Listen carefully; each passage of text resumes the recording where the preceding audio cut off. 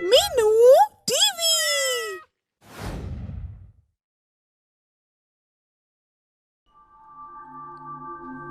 10 साल की राधिका के माता पिता आज एक सड़क हादसे में चल बसे। राधिका उनके सबों को देखकर बिलख बिलख कर रोए जा रही है। अम्मा, अम्मा, पापा, पापा, उठो ना अम्मा, उठो पापा, पापा, मुझसे बात करो पापा। अम्मा। राधिका को इस तरह बिलखते देख उसके मामा प्रकाश का कलेजा फट पड़ता है और वह राधिका को समझाता है। बेटा राधिका, रोना बंद करो बेटी। तुम्हारे मामा के होते तुम्हें किसी चीज की कमी नहीं होगी। मामा, क्या मेरी माँ और पापा कभी बात नहीं करेंगे? नहीं करेंगे बेटा, क्योंकि अब वे मर चुके हैं। उसके बाद राधिका अपने मामा प्रकाश के साथ उनके घर आकर रहने लगती है। मगर राधिका की मामी आशा को उसका वहां रहना बिल्कुल भी अच्छा नहीं लगता है, इसलिए वह हमेशा राधिका को वहां से भगाने की कोशिश में रहती है। सुनो जी, आपको राधिका को महंगे स्कूल में दाखला दिलाने की क्या जरूरत थी? सरकारी स्कूल में डाल देते। ऐसे मत बोल आशा, भगवान ने उसे अनाथ कर दिया, इसीलिए उसकी जिम्मेदारी निभानी पड़ रही है। पढ़ लिख लेगी तो जीवन संवर जाएगा उस गरीब का। उसका जीवन तो संवर जाएगा, पर मेरे बच्चों का क्या? उनके जीवन की परवाह कौन करेगा? वो भी खूब पढ़े लिखेंगे, तुम चिंता न करो। इस तरह कुछ महीने ठीक ठाक बीत जाते हैं और फिर प्रकाश को काम के सिलसिले में कुछ दिनों के लिए बाहर जाना पड़ जाता है। उसकी गैरहाजिरी में आशा को राधिका से छुटकारा पाने का मौका मिल जाता है और वह मासूम बच्ची राधिका पर जुल्म ढाना शुरू कर देती है। आज से तेरा स्कूल जाना बंद, समझी? घर का सारा काम करोगी तो खाना मिलेगा, नहीं तो भूखा रहना पड़ेगा। हाँ, पर मैं पढ़ना चाहती हूँ मामी। अनाथ कहेगी, पढ़ने का नाम भी लिया ना तो मार खाएगी, समझी? अब तेरा पढ़ना लिखना बंद। फिर हफ्ते भर में ही आशा राधिका की नाक में दम कर देती है, उसे दिन भर घर के काम में लगाए रखती है और साथ ही उस पर तरह तरह के अत्याचार भी करती है। मामी, कल से खाना नहीं मिला, बहुत भूख लगी है, थोड़ा खाना दे दो मामी। तुझे यहाँ कोई खाना वाना नहीं मिलेगा, समझी? खाना चाहिए तो हमारे घर से भाग जा और कहीं भीख मांगकर गुजारा कर ले। इस तरह राधिका से जब भूख सहन नहीं हो पाती है तो वो सच में ही अपने मामा के घर से निकल लेती है और रोते हुए शहर की तरफ चली जाती है। निर्दयी मामी, 2 रोटी दे देती तो क्या चला जाता? भगवान ने मेरे माता पिता छीन लिए, इसलिए मुझे ये दुख उठाने पड़ रहे हैं। मर जाऊंगी, पर इस निर्दयी मामी के पास कभी लौटकर नहीं जाऊंगी। ये कहते हुए राधिका शहर की तरफ चली जाती है और 2 दिन बाद उसका मामा प्रकाश घर लौटता है तो आशा उसे बताती है, तुम्हारी भांजी तो पक्की बिगड़ेल लड़की निकली जी। घर से पैसे चुरा कर न जाने कहाँ भाग निकली। माँ बाप ने बिगाड़ के रखा था, इसलिए ये काम करने की हिम्मत हुई जी। वो मासूम ऐसा नहीं कर सकती, जरूर तुमने उसे घर छोड़ने के लिए मजबूर किया होगा। मैं झूठ बोलूं तो भगवान मुझे लंगड़ी लूली बना दे जी। मैं बिल्कुल सच बोल रही हूँ। वो आवारा है, तुम्हारी भांजी। पढ़ना बढ़ना उसको नहीं भाता था, इसलिए भाग गई। प्रकाश जानता था कि आशा झूठ बोल रही है, मगर फिर भी वह चुप ही रहता है और कई दिनों तक राधिका को खोजने में लगा रहता है, मगर उसे राधिका कहीं नहीं मिलती। सब जगह ढूंढा, सारा शहर छान मारा, पर राधिका का कहीं पता नहीं चला। पता नहीं किस हाल में होगी बेचारी। मेरी बहन की अमानत समझकर घर लाया था, पर बच्ची के साथ ऐसा कुछ होगा सोचा भी नहीं था आशा। इसमें मैं क्या कर सकती हूँ जी? अपनी मर्जी से गई है जी, इसमें दुख करने वाली क्या बात है? जब मन करेगा लौट आएगी। आप उसकी चिंता में मत पड़ो। इस घटना के महीने भर बाद अचानक ही आशा का एक पैर लकवाग्रस्त हो जाता है और वह सच में ही लंगड़ी हो जाती है। इस घटना से उसे मासूम राधिका पर किए अपने जुल्मों के लिए बहुत अधिक पछतावा हो आता है। मैं सचमुच पापिन हूं जी। मैंने ही उस गरीब मासूम लड़की राधिका पर अत्याचार किए थे और उसे घर छोड़ने पर मजबूर कर दिया था। मुझ पापिन को भगवान ने सही सजा दी है। क्या मिला आशा तुम्हें ये सब करके? न जाने कहां भटक रही होगी। बेचारी गरीब अनाथ बच्ची, कुछ तो दया कर लेती। मुझसे भूल हो गई, मुझे माफ कर दो जी। मेरी बच्ची, मेरी राधिका को ढूंढ लाओ जी, वरना मैं तो मर ही जाऊंगी। भगवान मुझे बिल्कुल माफ नहीं करेगा जी। इसके कुछ दिन बाद ही भगवान की कुछ ऐसी करनी होती है कि राधिका अपने आप घर लौट आती है और फिर उसकी मामी उसे देखते ही उसे सीने से लगा लेती है और उस दिन के बाद मामी राधिका की सगी माँ बन जाती है और उसका अपनी सगी औलाद की तरह लाड़ प्यार से पालन पोषण करने लग जाती है। आशा में यह बदलाव देखकर प्रकाश बहुत खुश होता है और इस तरह अनाथ राधिका को माँ मिल जाती है। इस कहानी से यह शिक्षा मिलती है कि अपनों को हमेशा अपना समझकर सीने से लगाना चाहिए और कभी भी विपत्ति में उनसे मुंह नहीं मोड़ना चाहिए। सरस्वती गांव की सबसे दुखियारी औरत थी।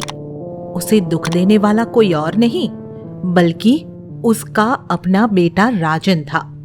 भले ही सरस्वती ने राजन को जन्म नहीं दिया था और वह उसकी सौतेली माँ थी, मगर उसने राजन को सगी माँ की तरह ही पाला था। कभी खुद की परवाह नहीं की थी। हमेशा राजन को खुश रखने की चाह में पागल रहती थी। मगर ईश्वर का करिश्मा तो देखिए, सौतेली माँ तो सगी माँ से बढ़कर बन गई, मगर सौतेला बेटा सगा बेटा न बन सका। घर में सब कुछ है, धन है, नौकर चाकर है, मगर सरस्वती के लिए सिवाय दुख और अपमान के कुछ नहीं है। बूढ़ी खाती तो ठूस ठूस कर है, मगर काम करने में तेरे हाथ नहीं चलते। जल्दी से बर्तन साफ करके खाने की मेज की सफाई कर दे। देखती नहीं कि नाश्ते का समय हो गया है। इन बूढ़े कमजोर हाड़ों में इतनी हिम्मत नहीं है बहू कि फटाफट काम कर दूं।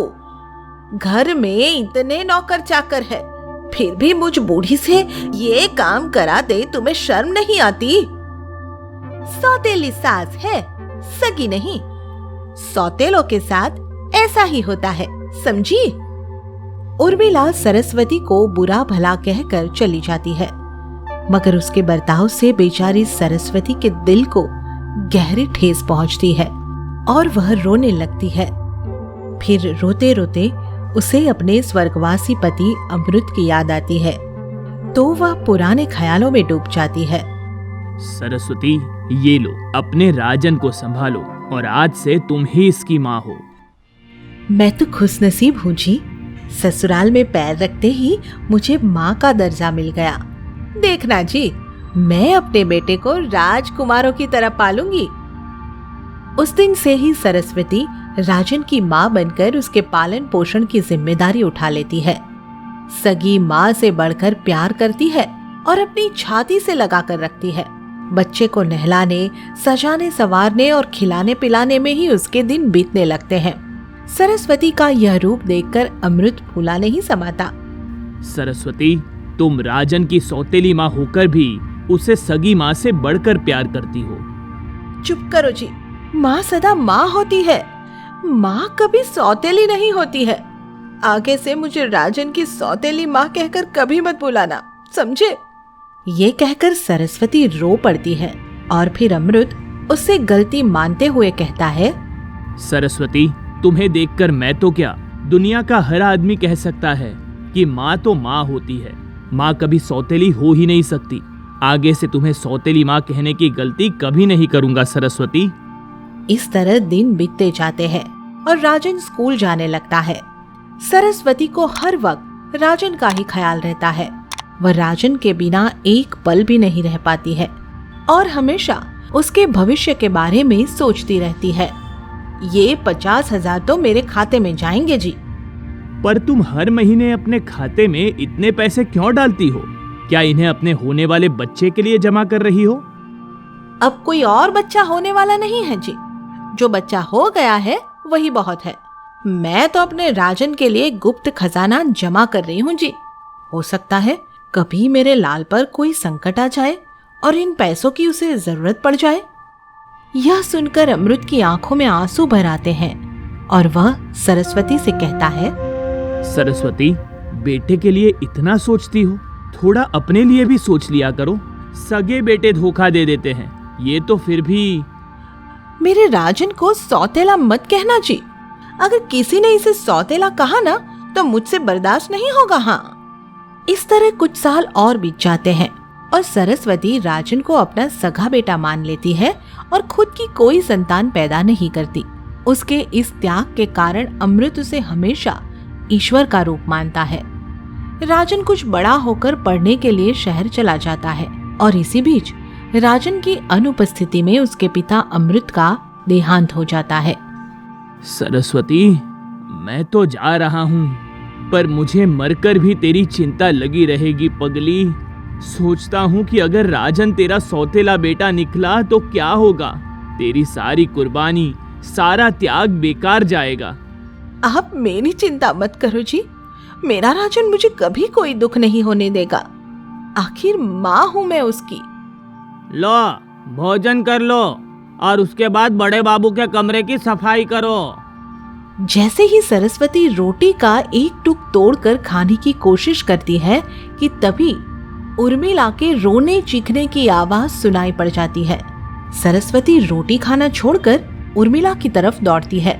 वहां जाकर देखती है कि राजन और उसके मुर्गी फार्म के नौकर सहमे हुए से खड़े हैं और उर्मिला रो रो कर कह रही है, हे भगवान, हे भगवान, ये क्या हो गया जी। एक ही रात में सब मुर्गियां मर गई। अब क्या होगा?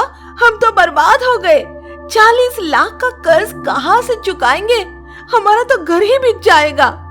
सरस्वती धीरे धीरे चलती हुई राजन के पास आती है और उससे कहती है, बेटा, सारी मुर्गियां मर गई सो मर गई, पर तू मत घबरा। बहू से कह चुप हो जाए। अभी तेरी माँ जिंदा है, सब ठीक हो जाएगा। चुप कर तूने मुझसे मेरा बाप छीन दिया और अब माँ बनने चली है। सौतेली है तू, दूर रह मुझसे। इसी गुस्से में राजन अपनी सौतेली माँ को धक्का दे देता है और वह जमीन पर लुढ़क जाती है। तभी वहाँ गांव के बैंक मैनेजर रामविलास आ जाते हैं और सरस्वती को जमीन से उठाते हुए राजन से कहते हैं, मिस्टर राजन, शर्म करो। बहुत अत्याचार कर चुके हो अपनी माँ पर, अब और नहीं। जानते हो, तुम जिस मुर्गी फार्म के मालिक हो वो बैंक के लोन से नहीं बल्कि तुम्हारी माँ के पैसों से बना है। वो लाखों रुपए जो तुम्हारी माँ ने तुम्हारे भविष्य के लिए जमा करके रखे थे, वही पैसे बैंक से तुम्हें दिए गए थे। इसलिए बैंक का तुम पर कोई कर्ज नहीं है। तुम पर जो कर्ज है वो तुम्हारी इस माँ का है। क्या ऐसा है? और ये भी सारा गांव जानता है कि तुम्हारे पिता लंबी बीमारी के कारण मर गए थे। इस बेचारी ने तो उनकी दिन रात सेवा की थी, फिर उनकी मौत का जिम्मेदार इन्हें क्यों समझते हो? इन्हें सौतेली माँ समझकर मत दुत्कार राजन। ये सौतेली होती तो तू आज सुख से नहीं रह रहा होता। यह सच्चाई जानकर राजन और उसकी पत्नी उर्मिला को अपनी करनी पर बहुत पछतावा होता है और वे दोनों सरस्वती के पैरों में गिरकर माफी मांगने लगते हैं। सरस्वती भी उन्हें माफ कर देती है और फिर सब खुशी खुशी रहने लगते हैं। आगे की मजेदार स्टोरी के लिए चैनल को सब्सक्राइब करें और बेल आइकन प्रेस करना ना भूलें।